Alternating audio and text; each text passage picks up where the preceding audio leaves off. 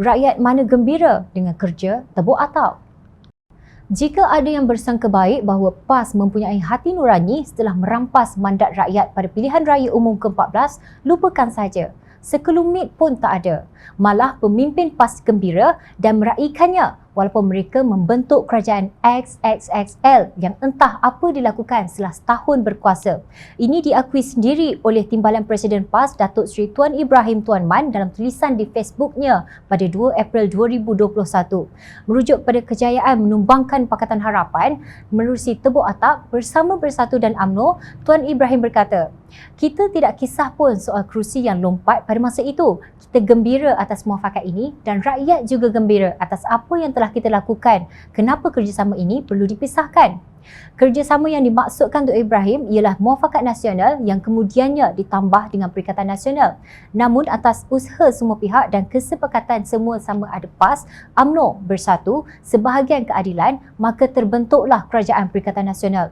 Kita raikan pembentukan ini dengan penuh kegembiraan. Rakyat menyambut baik walaupun kerajaan ini dibentuk dalam suasana COVID-19 mula melanda negara. Kita hadapi bersama sebagai satu tim dalam kerajaan. Sekejap.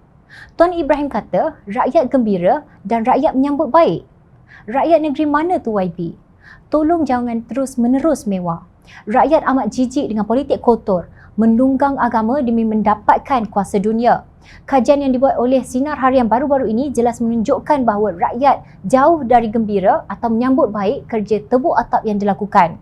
Hanya 7.58% daripada responden akan mengundi PAS pada pilihan raya umum ke-15 nanti. Peratusan ini sama dengan yang diperoleh amanah yang digelar oleh PAS sebagai parti nyamuk. Keadilan pula mendapat 14.41%.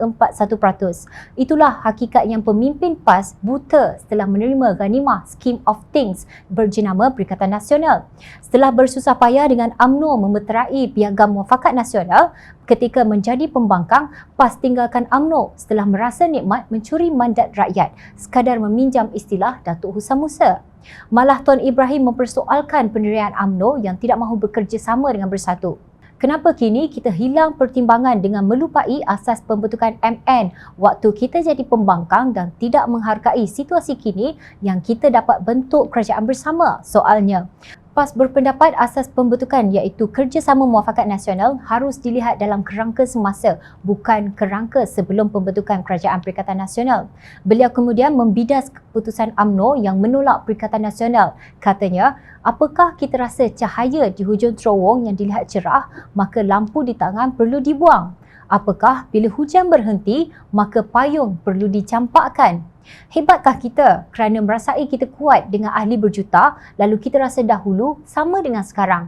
Apakah dua parti lebih baik dari tiga kerana mendapat lebih banyak kerusi untuk bertanding, lalu kita berangan-angan akan pasti menang? Dalam menghuraikan pendiriannya bahawa politik adalah usaha membanyakkan kawan dan mengurangkan musuh, beliau menyindir pemimpin UMNO.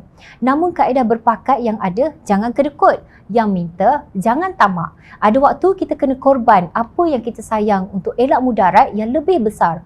Jangan menang sorak, kampung tergadai. Menyanyilah lagu anak kecil bermain api. Kalau tidak dihayati, ia akan membakar diri.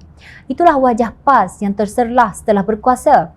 Malah Tuan Ibrahim memetik firman Allah dalam surah Al-Hujurat ayat 9, terjemahannya, "Dan jika dua puak dari orang-orang yang beriman berperang, maka damaikanlah di antara keduanya. Jika salah satunya berlaku zalim terhadap yang lain, maka lawanlah puak yang zalim itu sehingga ia kembali mematuhi perintah Allah.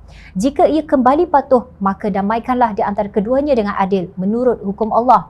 Serta berlaku adillah kamu dalam segala perkara. Sesungguhnya Allah mengasihi orang-orang yang berlaku adil." Al-Hujurat ayat 9.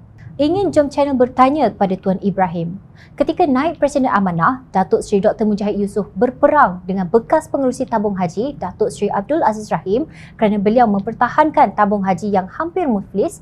Di mana Tuan Ibrahim? Mengapa Tuan Ibrahim tak berlaku adil tetapi memihak kepada UMNO, parti yang dianuti Abdul Aziz? Ayat Quran mana dan hadis mana pula yang PAS gunakan untuk menjustifikasi tindakan tidak adil itu?